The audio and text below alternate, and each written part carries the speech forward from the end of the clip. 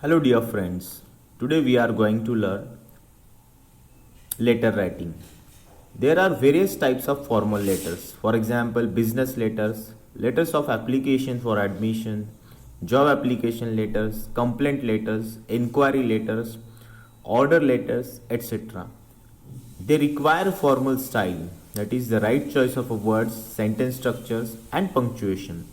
Correspondence has been playing an essential role in both societal and business worlds. Even if with the emergence of latest technology and growing use of emails, SMS, MMS, WhatsApp, or other social networking website, it is understood that the letters have become old fashioned. This is not the reality, friends. Formal letters are business like and get quickly to the point. Formal letters are different to informal letters. Here in this chapter, we are going to learn four types of formal letters. First letter is a job application letter along with resume, then inquiry letter, order letter, and complaint letter. Now we will see the tips for letter writing. It is important that your handwriting be neat and clear. The sender's address is written in the top left hand corner. The address of the company or a person to whom the letter is being sent is written on the left hand side. Leave a space between the address and a date. Spell out the full month. For example, 5th February 2021. Begin the letter with salutation like Dear Sir, Respected Madam on the left hand side. The first paragraph of the letter begins under the person's name. A formal letter usually ends with either yours sincerely or yours faithfully. A formal letter usually ends with either yours sincerely or yours faithfully. Next is followed by your signature. Yours always begins with a capital letter, but sincerely and faithfully begin with a small letter. Write your letter in blue or black pen only. Remember to use capital letters, full stops and commas. Always use paragraphs when writing a letter. At least there should be 3 paragraphs in a formal letter. Formal letters are generally written for some of the following reasons: to apply for a job, to make a complaint, to order goods, to do some kind of inquiry, to the editor of the newspaper, to ask for something, a form or an appointment, to ask for some information, to make a booking for a holiday, etc. Now we will see elements of the letter. First element, sender's address. Place your address in the upper left hand corner. It is common practice to give the name of the sender above the address. Skip a line between the address and the date. Next is date. Write out the month is in full. For example, 5th February 2021. Then address of the recipient. The address of the recipient includes his or her full name and title. For example, professor, head of the department, likewise.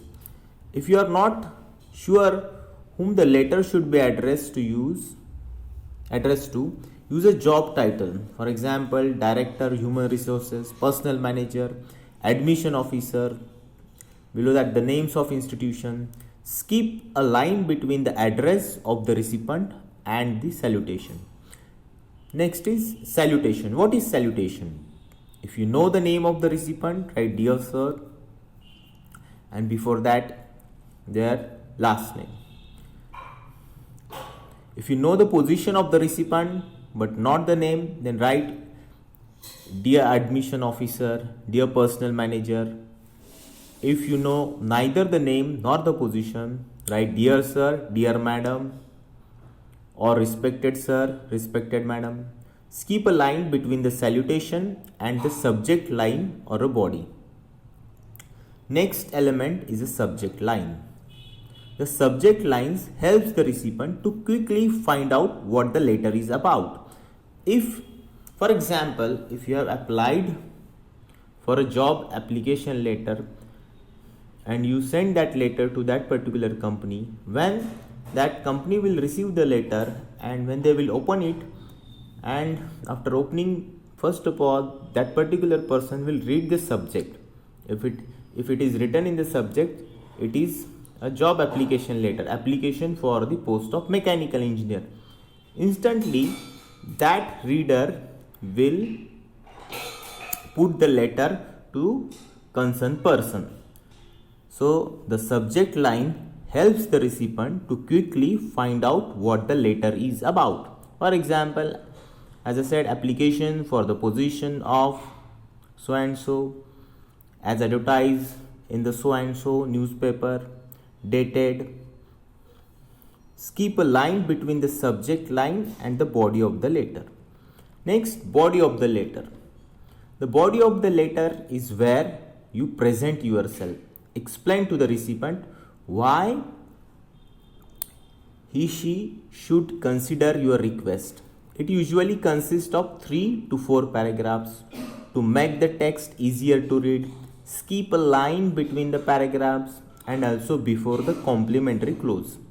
Always start the first word of the body with a capital letter. For example, respected sir, with reference to the advertisement published in. Next is complimentary clause. The complimentary clause is typed one line below the body of the letter. If you use the recipient's name, end with yours sincerely.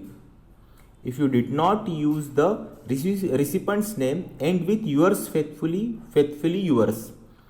Put a comma after the end of the closing. Skip 3 to 4 lines between the closing and your typed name so that there is a room means space for your signature. Signature, it includes the sender's signature. Then his or her name in a bracket, and lastly his or her designation should be specifically mentioned. Skip a line between the type name and the enclosure. Now the last element, enclosures. Do not put a colon after these words. For example, enclosure ENCL CV. If there are several documents enclosed, you can type their number in brackets. It is not necessary to list them. Enclosures. 3. If you are submitting your cover letter by email, use the word attachment instead of the enclosure. Enclosure means what you are attaching with this letter.